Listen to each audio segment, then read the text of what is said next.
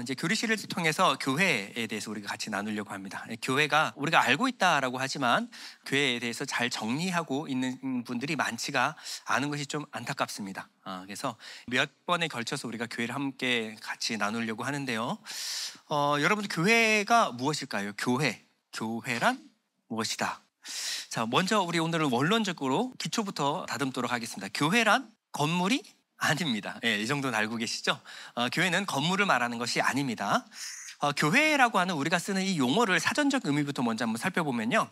교회는 가르칠 교회, 모일 회. 그러면 가르침이 있는 모임, 뭐 이런 얘기죠. 여러분, 가르침이 있는 곳 하면 어디가 생각나시죠? 학교가 생각나시죠? 그래서 우리가 갖고 있는 이 교회라고 하는 이 명칭은 성경이 말하는 교회의 본질을 담아내기는 참 많이 부족한 말입니다. 우리나라는 교회라고 부르는데 해외는 church라는 말을 씁니다. church. 자, 영어로 church는요, 헬라어 퀴리아코스에서 유래한 말입니다. 이것은 주님께 속한 사람들이란 뜻이에요. 주님께 속한 사람들.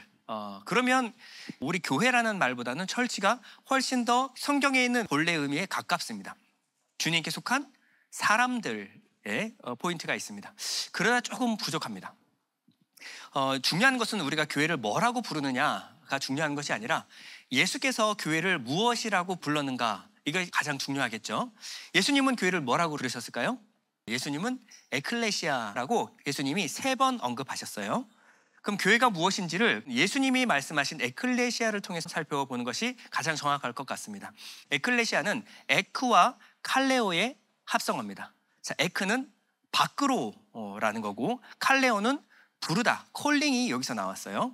그러면 밖으로 부르다, 어디로부터 밖으로 불렀는가? 바로 세상으로부터, 또 죄와 사망의 권세로부터 우리를 불러낸 자들, 이 자들이 바로 교회다라고 예수님은 명칭하고 계십니다.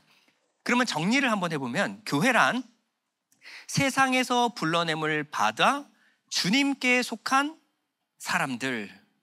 자, 세상으로부터 불러냄을 받아 주님께 속한 사람들, 이 사람을 거룩하게 구별했다라고 해서 거룩한 성도, 거룩한 무리라고 말합니다. 자, 이 성경 전체에서 교회라는 말은 딱 3번 등장했다 그러죠. 그 중에서 제일 처음에 등장하는 것이 바로 오늘 본문 마태복음 16장입니다. 오늘 본문은 무엇으로 유명하냐면, 주는 그리스도시요 살아계신 하나님의 아들이시니이다 라는 베드로의 고백으로 굉장히 유명한 장이 바로 마태복음 16장입니다. 자, 한번 다시 읽어볼까요? 본문 16절. 시몬 베드로가 대답하여 이르되 주는 그리스도시요 살아계신 하나님의 아들이시니이다. 자, 주님은 이 베드로의 이 고백 위에 당신의 교회를 세우실 것을 천명하십니다. 이후로 2000년 동안 초대교인들은요, 익투스라는 물고기를 그림으로써 자신이 그리스도인 교회임을 드러내었습니다. 자, 익투스라고 하는 것은 이에수, 크리스토스, 테우, 휘오스, 소테르의 앞자를 딴 말로 예수 그리스도 하나님의 아들 구원자라는 말입니다. 주는 그리스도시요 살아계신 하나님의 아들이시니이다. 이 고백을 받아서 익투스, 나는 교회입니다, 자신의 정체성을 밝혔어요. 그러면 이 고백은 어디서 나온 것이냐? 주님이 물으셨죠. 너희는 나를 누구라 하느냐? 라는 물음이었고요. 이 물음과 대답은요, 허허 벌판에서 갑자기 주님이 물어보신 물음이 아니라 가이사랴 빌립보에서 있었던 일이다 라고 성경은 말하고 있습니다. 자, 오늘 16장 13절에 보면 예수께서 빌립보 가이사랴 지방에 이르러 제자들에게 물어 이르시되 사람들이 인자를 누구라 하느냐. 자, 그러면 우리가 이 상황을 좀 이해할 필요가 있습니다. 자, 가이사랴 빌립보라는 지방은요, 분봉왕 헤롯 빌립이 가이사, 로마 황제 가이사를 위하여 지은, 가이사에게 바쳐진 도시라는 의미가 바로 가이사랴 빌립보입니다. 헤롯 빌립은요, 북방에 있는 헬몬산 꼭대기, 여기가 바로 이스라엘의 수원지입니다. 물 근원지예요.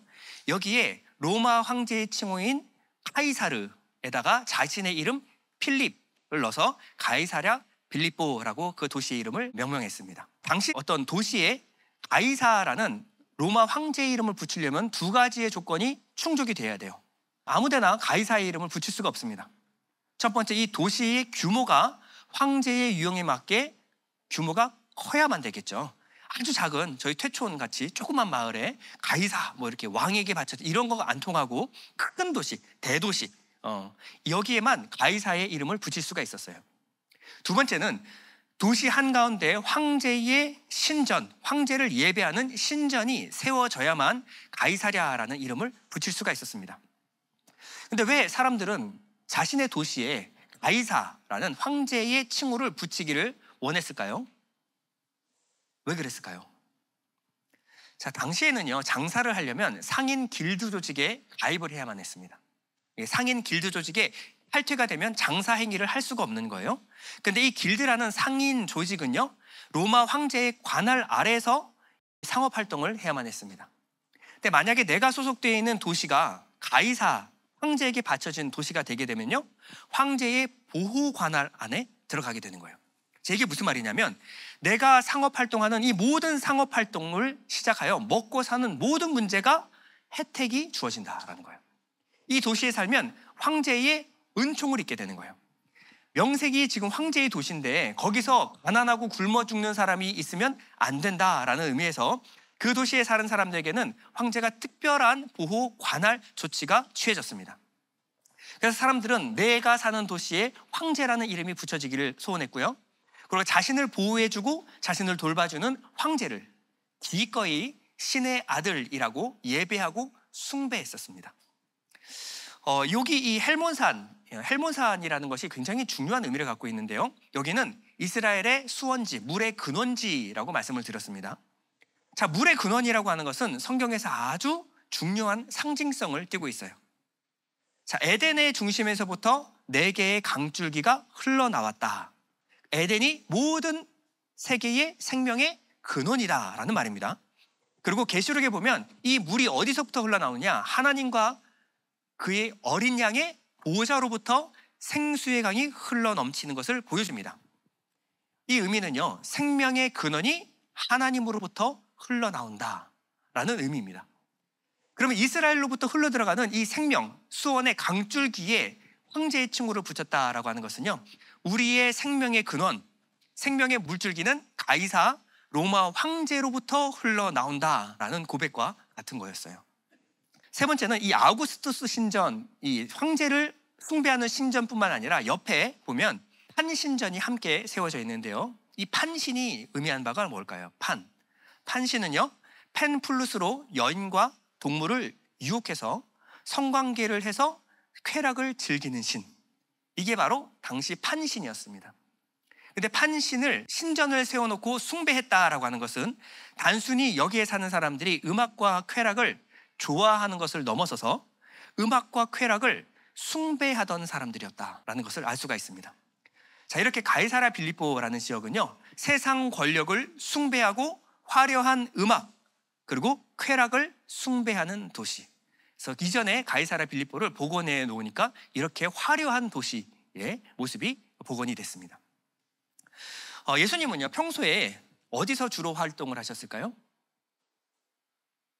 예수님은 예루살렘도 아니고 가이사랴 빌립보도 아니고 아주 천한 갈릴리 나사렛 출신, 나사렛 예수라고 불릴 정도로 갈릴리 나사렛 시골 동네에서 활동을 주로 하셨습니다. 대부분의 시간을 거기서 보내셨어요. 그러니까 제자들은 항상 예수님을 쫓아다니면서 나사렛 촌 동네만 계속 돌아다니다가 오늘은 왠지 예수님이 가이사랴 빌립보라는 대도시로 제자들을 데리고 온 거예요. 얼마나 신이 났을까요? 지금으로 하면 홍대, 이태원, 화려한 문화와 버스킹이 곳곳에서 그냥 음악이 화려하고요. 사람들이 근심 걱정이 하나도 없어요. 음악과 춤과 노래와 옷들은 얼마나 세련된 옷을 입었는지 사람들 막 북적거리는 이런 축제의 분위기였습니다. 그러니까 그냥 베드로 형님부터 해가지고 얼마나 신이 났어요.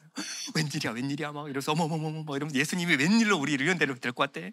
여러분, 당시에는 하루 벌어서 하루 먹고 살던 시절이었기 때문에 도시를 순회하면서 뭐 여행한다, 문화를 체험한다 이런 거는 상상할 수 없었거든요. 그런데 촌동네 살던 우리 12 제자들과 예수님, 이 동네에 어떤 모습이었을까요? 그들은 거지 왕초와 거지 때에 불과했어요. 옷 입은 것만 봐도 알잖아요. 이 사람들은 화려한 옷, 정말 멋들어진 최신 트렌드 옷을 입고 있는데 돌아다니니까 얼마나 눈에 띄었을까요? 사람들이 봤을 때 무슨 냄새야? 비린내 나는데? 이게 무슨 냄새지? 돌아보면 예수님과 거지들이 막 쫓아다니면서 여기 구경하고 저기 구경하고, 베드로 형님 어서 오세요 하버렸는데 막 구경하느라고 못 오고 이러고 있었을 거예요. 촌티가 팍팍 났겠죠. 근데 그때 예수님이 제자들에게 뭐라고 물어보냐면, 사람들이 인자를 누구라 하느냐. 자, 이 분위기가 어떤지 아시겠어요? 아무 데서나 물어본 게 아니라 화려한 도시, 황제의 도시, 음악과 축제가 벌어지는 이 현장에서 예수님이 제자들에게 물어본 겁니다. 사람들이 인자를 누구라 하느냐. 제자들이 뭐라 그러냐면, 여기저기서 사람들이 어떻게 얘기했느냐. 침례 요한, 엘리야, 예레미야나 선지자라 하더이다. 자, 보면요, 14절에 보면 더러는 침례 요한, 더러는 엘리야, 어떤 이는 예레미야나 선지자 중에 하나라 하나이다. 자, 이 사람들이 말할 때 이 투를 여러분 상상해 가십니까? 온 동네 촌티나는 거짓대들이 돌아다니는데, 뭐야 쟤네들, 무슨 갈릴리 나사렛에서 온 사람들이래. 뭐 하는 사람들인데, 뭐 선지자라 그러던가, 침례 요한이라고도 하는데 엘리야인가, 하여간 그래, 그냥 괜히 거지가 아니라 선지자들이래, 이렇게 얘기한 겁니다. 그러니까 별로 관심이 없어요. 더러는 침례 요한, 더러는 엘리야, 더러는 예레미야나 선지자 중에 하나라 하더이다. 관심이 없는 겁니다. 예수님에게 별로 관심이 없어요. 예수님은 그저 뜬 소문에 불과한 사람이었어요. 그런데 예수님은 이어서 제자들에게 물어봅니다. 그들은 그렇게 대답하는데 너희는 그러면 나를 누구라 하느냐. 그때 우리의 베드로 형님이 오랜만에 홈런을 날리십니다. 정말 얼마만인지 몰라요. 16절에 보면 시몬 베드로가 대답하이르되 주는 그리스도시요 살아계신 하나님의 아들이시니다. 야, 이렇게 속 시원한 대답을 한 번씩은 홈런을 쳐요. 이러니까 사랑을 받는 거죠. 자, 이 주는 그리스도시요라고 하는 것은 그저 제사장, 선지자가 아니라 지금은 왕입니다라는 대답이에요. 왕. 로마 황제 시저가 아니라 주님이 바로 우리의 왕이십니다. 이게 바로 그리스도십니다. 살아계신 하나님의 아들이십니다. 이것은 심상치 않은 고백입니다. 여기는 황제의 도시고 로마 황제를 신의 아들이라고 예배하고 숭배하던 곳이었어요. 거기서 로마 황제 아니고 주님이 하나님의 아들이십니다 라고 고백하는 겁니다. 주님이 이 베드로의 고백을 너무나 기뻐하시면서 이렇게 대답하시죠. 17절에 예수께서 대답하이르시되 바요나 시모나 내가 복이 있도다. 이를 내게 알게 한 이는 혈육이 아니요 하늘에 계신 내 아버지시니라. 주님은요, 풍랑 가운데서도 웬만해서는 놀라지 않는 굉장한 강한 심장을 갖고 계신 분이십니다. 그런데 깜짝 놀라신 것 같아요. 왜? 평소에는 베드로를 그냥 베드로야 부르는데 바요나 시모나 풀네임으로 부르시죠. 근데 잘 들어보면 돌려가기예요. 요한의 아들 시모나, 네 머리에서 이런 게 나올 리가 없어. 내가 너를 아는데 그럴 리가 없어. 이것을 알게 한 이는 혈육이 아니라 하늘에 계신 내 아버지께서 너에게 알게 하신 것이다. 그러니까 하나님께 영광 돌려라. 예수님께 이렇게 말씀하셨어요. 그리고 나서 이 베드로의 고백을 받으시고 이 베드로, 페트로스에게 터져나온 고백, 이 반석에서 터져나온 물, 이 반석 페트라 위에 교회를 세울 것이다. 이 반석 위에 교회를 세울 것이다. 이 고백 위에 내가 내 교회를 세울 것이다 라고 말씀하십니다. 18절에 보면 또 내가 내게 이르노니 너는 베드로라. 내가 이 반석 위에 내 교회를 세우리니 음부의 권세가 이기지 못하리라. 자, 예수님이 교회라고 말씀하실 때는 교회의 소속을 분명히 하셨습니다. 교회는 누구 겁니까? 교회는 주님의 것입니다. 세상에 수많은 교회가 있지만, 대단히 유명한 목사님들도 계시겠지만, 세상의 모든 교회는 주님의 교회입니다. 제가 아무리 목사라도 여러분들을 내 양이라고 말하면 안 돼요.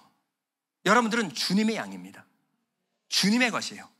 이 소속을 분명히 하셨습니다. 내가 내 교회를 세우리니.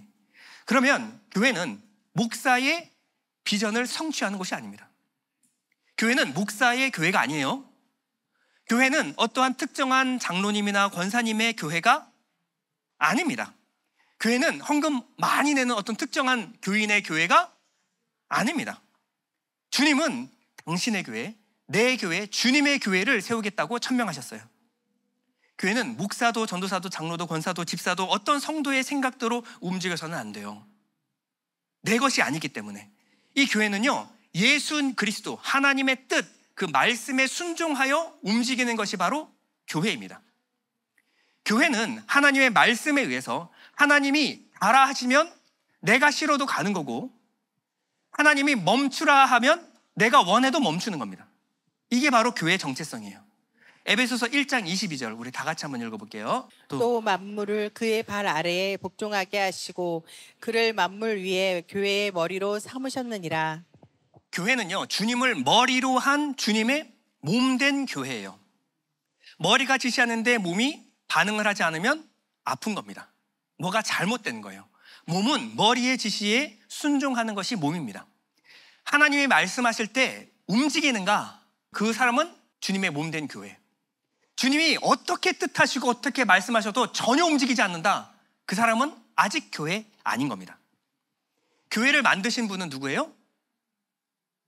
주님이십니다. 주님이 만드셨고 교회의 주인 또한 주님이십니다. 주님은 이 교회에다가 어떤 특별한 권세를 주십니다. 19절에 보면 내가 천국 열쇠를 내게 주리니 내가 땅에서 무엇이든지 매면 하늘에서도 매일 것이요 내가 땅에서 무엇이든지 풀면 하늘에서도 풀리리라 하시고, 교회에게 맡기신 것이 무엇이냐면 천국의 열쇠를 맡기셨어요. 자, 이 천국이라고 하는 것이 앞에 우리 배웠죠? 천국은 하나님의 나라를 말하는 것이 천국입니다. 자, 천국은 어떠한 장소적인 개념이 아니라 통치, 주권, 다스림이라고 말씀을 드렸습니다.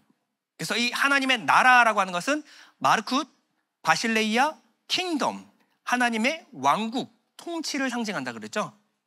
그러므로 천국, 하나님의 나라는 하나님의 뜻대로 되어지는 것, 하나님의 뜻대로 다스려지는 것. 그러면 예수님이 이 땅에 교회를 세우실 때는 예수님의 꿈과 비전, 예수 그리스도의 의도가 무엇이었습니까? 바로 하늘에서 이루어진 뜻이 이 땅에서 실현되는 것을 보여주기 위해서 천국의 열쇠, 하늘이 풀려서 이 땅 가운데 보이지 않는 하나님의 뜻이 가시적으로 보여지는 것, 이것이 바로 교회라고 주님이 세우신 거예요. 그러면 어떻게 우리를 통해서 하나님의 뜻, 천국의 비밀이 풀어질 수가 있을까요? 어떻게 우리를 통해서 하나님의 뜻, 하나님의 나라의 비밀이 풀어질 수가 있을까요? 자, 첫 번째는 우리가 이 일이 가능하기 위해서는 우리가 스스로 왕된 주인된 자리에서 내려와야 합니다. 교회에서는 어떤 사람도 자신의 생각과 주장을 내세워서는 안 되는 거예요. 교회는 내가 불편하다고, 내가 원하다고 교회가 그쪽으로 가는 거 아닙니다. 우리가 함께 모여서 투표를 하는 이유는요, 성령께서 우리 안에 거하시는 성령이 어떻게 뜻하시는가, 이 성령의 뜻을 우리가 알기 위한 것이지 다수결로 정하는 거 아닙니다. 여러분, 우리 교회의 주인은 예수 그리스도예요. 그러기 위해서는 우리의 생각과 뜻을 내려놓고 주님이 무엇을 원하시는가, 주님이 무엇을 기뻐하시는가, 여러분 이것을 묵상하셔야 되는 거예요. 여러분, 성경이 말하는 죄는요, 하나님이 아닌 내가 스스로 주인 되어서 내가 옳은 대로, 내가 좋은 대로 살아가는 것이 죄입니다. 죄. 내 열심으로, 내 노력으로, 내 뜻대로 살아가려고 하는 모든 시도와 노력을 다 죄라고 하는 거예요. 이 교회에서 하나님의 뜻이 나타나기 위해서는 먼저 이 죄, 내 뜻, 하나님의 자리까지 높아진 내 교만이 십자가에서 죽어야만, 그리고 이 십자가를 통과한 성도가 많을 때 교회가 하나님의 뜻대로 움직여질 수가 있는 겁니다. 그래서 주님은 이어서 당신이 십자가에서 고난받고 죽으신 후 3일 만에 다시 살아날 것을 이 교회에 대해서 말씀하신 후에 바로 다음에 십자가에 대해서 설명을 하십니다. 21절 보면 이때로부터 예수 그리스도께서 자기가 예루살렘에 올라가 장로들과 대제사장들과 서기관들에게 많은 고난을 받고 죽임을 당하고 제3일에 살아나야 할 것을 제자들에게 비로소 나타내시니. 자, 이 말씀은, 이 십자가의 말씀은 비로소 나타내셨어요. 언제부터? 이 땅에 이 반석 위에 교회가 세워지게 될 것이다. 그러나 이 교회는 주님의 교회가 되어야 되는데, 이 교회가 주님의 교회가 되기 위해서는 내가 반드시 십자가를 져야만 한다. 너희 안에 있는 죄의 사함이 일어나야만 교회가 주님의 뜻, 주님의 머리로 하여 몸된 교회가 될 수 있다라고 말씀하신 거예요. 이렇게 중요한 얘기를 하고 계시는데 베드로가 갑자기 급발진을 하기 시작하죠. 예수님을 꾸짖기 시작합니다. 22절에 보면 베드로가 예수를 붙들고 항변하여 이르되 주여 그리마옵소서, 이 일이 결코 주께 미치지 아니하리다. 자, 이 항변하여는 에피티마오라는 말인데 책망하다, 훈계하다, 엄하게 꾸짖다라는 말이에요. 자, 누가 누구를 꾸짖죠? 지금 원래는 윗사람이 아랫사람을 꾸짖어야 되는데 베드로가 예수님을 지금 꾸짖고 있는 거예요. 지금 자신의 앞날을 창창하게 해줘야 될 스승이 왜 자꾸 죽는다라고 말씀하십니까? 아니, 예수님이 주님이라고 했으면 주님이 우리를 책임지셔야지. 예수님이 죽는다 그러면 어떻게 합니까? 눈치가 있어도 내가 지금 주님이라고 홈런 쳤는데 바로 이어서 십자가를 말씀하시면 어떻게 합니까? 지금 이러고 있는 거예요. 그때 예수님은 베드로를 야단치십니다. 23절에 보면 예수께서 돌이키시며 베드로에게 이르시되 사탄아 내 뒤로 물러가라. 너는 나를 넘어지게 하는 자로다. 내가 하나님의 일을 생각하지 아니하고 도리어 사람의 일을 생각하는도다 하시고 막장 파장으로 지금 치닫고 있습니다. 지금 서로 사탄이다 막 책망하고 난리가 났어요. 바로 전까지 예수님은 너는 베드로다. 근데 몇 절 뒤에 너는 사탄이다. 너는 반석이다. 몇 절 뒤에 너는 걸림돌이다. 너는 참 복 있는 사람이다. 하나님께서 너에게 그것을 깨닫게 하셨다. 바로 뒤에는 너는 사람의 일만 생각하는구나. 내 뒤로 물러가라. 지금 몇 절 뒤에 지금 난리가 났습니다. 지금. 자, 여기서 중요한 것은요, 무엇이 교회이고 무엇이 사탄의 회인가? 주님은 이것을 명백하게 우리에게 가르치셨다는 거예요. 교회가 주님의 교회인가 사탄의 회인가? 왜 모였는가? 교회에 모인 이유가 사람을 위한 것인가 주님을 위한 것인가? 여기에 따라서 모였다고 다 좋은 게 아니라, 예배한다고 다 좋은 것이 아니라, 모인 이유가 주님을 위한 모임이면 주님의 교회, 사람을 위한 것이면 사탄의 회당이다. 주님이 이렇게 말씀하고 있는 겁니다. 이 교회가 어디에 속해 있는가? 주님께 속해 있는가? 사탄에게 속해 있는가? 주님께 속해 있는가? 세상에 속해 있는가? 여러분, 이것에 따라서 이 교회가 주님의 교회가 될 수도 있고 사탄의 회당이 될 수도 있다는 거예요. 자, 세상 나라의 원리가 뭐죠? 세상 나라는요, 링컨이 게티스버그 연설에서 말했죠. 민주주의, of the people, by the people, for the people. 사람에 의해 세워진 사람을 위한 사람의 나라. 이 세상 나라의 원리가 뭐냐면 사람을 위한 거예요. 사람을 위해 존재하는 거예요. 사람에 의해서 세워지고 사람을 위한 사람의 나라. 근데 만약에 교회가 이렇게 된다? 이것은 사탄의 회당이다. 주님 이렇게 말씀하신, 사람의 일만 생각하는구나. 하나님의 나라는요, of the God, by the God, for the God. 하나님에 의해서 세워진 하나님을 위한 하나님의 나라. 이것이 바로 교회, 하나님의 나라의 정체성입니다. 교회는요, 얼마나 크고 유명한가? 교회는 얼마나 많은 사람들이 모였는가? 얼마나 그 목사님이 유명한가로 정해지는 게 아닙니다. 주님의 교회인가? 사탄의 회당인가? 무엇이 중요하냐? 이 교회가 하나님의 말씀과 뜻에 관심이 있는가? 이 교회가 내 생각과 내 뜻이라도 하나님의 뜻이 그렇지 않다면 언제든지 내려놓고 순종할 준비가 되어 있는가? 그것에 따라서 사탄의 회당인가? 주님의 교회인가가 결정된다는 겁니다. 이어서 주님은 이렇게 말씀을 하십니다. 24절에 보면 이에 예수께서 제자들에게 이르시되 누구든지 나를 따르거든 자기를 부인하고 자기 십자가를 지고 나를 따를 것이니라. 자기를 부인하고 자기 십자가 지고 예수를 쫓는 무리가 무엇이다? 바로 교회이다. 그러면 교회를 통해서 보여줘야 될 하나님의 나라, 통치, 하나님의 뜻은 무엇일까요? 자, 주님이 다스리는 교회, 그리고 세상 나라와의 차별점이 무엇일까요? 자, 어떤 조직이든 보스가 누구냐에 따라서 운영 방침이 천차만별로 갈라지게 됩니다. 이 교회의 머리가 누구냐에 따라서 교회의 성격이 달라질 수 있다는 거예요. 자, 주님은요, 이렇게 말씀하셨죠. 19절에 내가 천국 열쇠를 내게 주리니 내가 땅에서 무엇이든지 매면 하늘에서도 매일 것이요 내가 땅에서 무엇이든지 풀면 하늘에서도 풀리리라. 이것이 하나님 나라의 비밀이 풀어지는 원리인데요, 이 말씀을, 똑같은 말씀을 18장 18절에 똑같이 말씀하십니다. 내가 진실로 너에게 이르노니 무엇이든지 너희가 땅에서 매면 하늘에서도 매일 것이요 무엇이든지 땅에서 풀면 하늘에서도 풀리리라. 정확하게 일치하죠. 그러면 어떤 것이 이 땅에 풀어져야 될 하나님 나라의 비밀인가 를 18장에 가서 예수님이 자세하게 설명해 주신다는 거예요. 자, 그러면 하나님 나라의 비밀이 무엇인가? 바로 19절 보면요, 진실로 다시 너에게 이르노니 너희 중에 두 사람이 땅에서 합심하여 무엇이든지 구하면 하늘에 계신 내 아버지께서 그들을 위하여 이루게 하시리라. 두세 사람이 내 이름으로 모인 곳에는 나도 그들 중에 있느니라. 이것이 천국 열쇠고, 우리가 기도하면 하나님의 나라가 열어지고 풀어지게 될 것이다. 이거예요. 두세 사람이 땅에서 합심하여 기도하면. 자, 기도하면 응답해 주신다. 아니라 무엇을 기도할 때 응답해 주시는가, 그것이 더 중요합니다. 자, 이 구절은 바로 앞뒤에 하신 말씀과 연결해서 봐야 되는데요, 14절에 이 말씀을 하시죠. 이와 같이 이 작은 자 중에 하나라도 잃는 것은 하늘에 계신 너희 아버지 뜻이 아니니라. 그리고 나서 뒤에 예수님 무슨 말씀하시냐면 1만 달란트의 빚진 자 비유를 드시는 거예요. 그리고 나서 비유의 결론을 이렇게 내리십니다. 35절에 너희가 각각 마음으로부터 형제를 용서하지 아니하면 나의 하늘 아버지께서도 너희에게 이와 같이 하시리라. 그러면 하늘의 뜻이 이 땅 가운데 이루어지는 것, 우리가 기도할 때 하늘이 풀어지는 그 열쇠가 무엇이냐? 바로 하나님의 통치 원리, 하나님의 마음, 은혜와 긍휼, 사랑으로 기도하면 하나님께서 이루어 주신다라는 말씀입니다. 여러분, 하나님의 나라의 속성, 통치는요, 여러 번 말씀드리지만 세상의 통치 원리와 다릅니다. 세상은 실적 위주, 세상은 힘의 원리, 세상은 계층과 계급 사회고, 세상은 비교, 차별, 우열과 차등이 있는 곳이에요.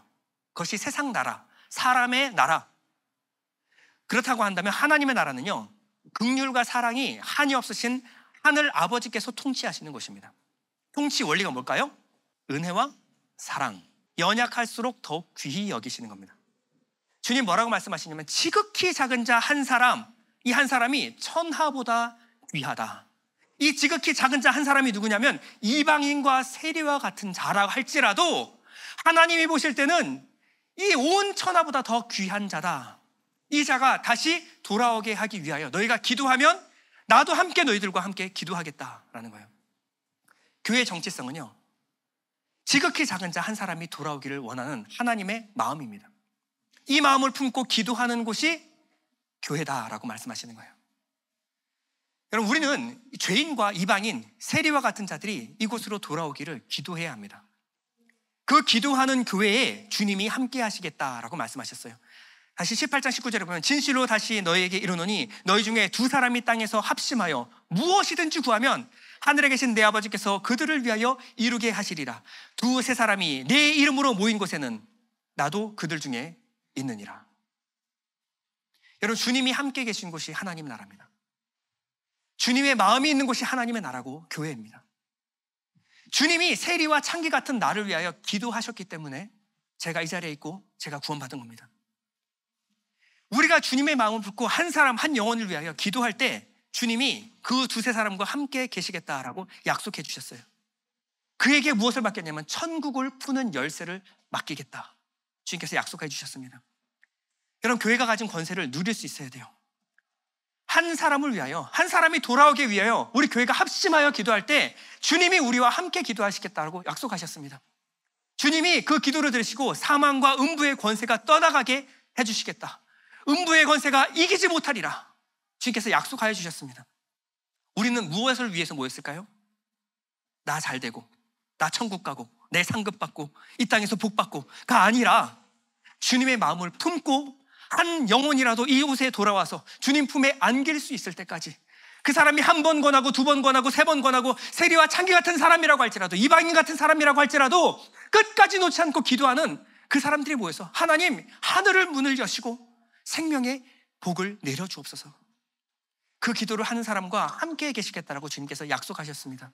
우리 잠시 눈을 감을 때 하나님, 우리에게 맡기신 하나님의 나라의 열쇠를 사용하기 원합니다. 하나님, 묶였던 하늘 문이 열리고 하나님의 구원의 역사가 일어나게 하여 주옵소서. 하나님 아버지, 아직까지 하나님 몰라서 돌아오고 있지 않은 우리 가족들, 내 이웃들, 내 사랑하는 사람들 이곳에 앉을 때까지 아버지, 이곳에서 눈물로 기도하게 해주시고 우리 기도와 함께 주님, 우리 함께 역사하여 주옵소서. 우리 함께 기도하겠습니다.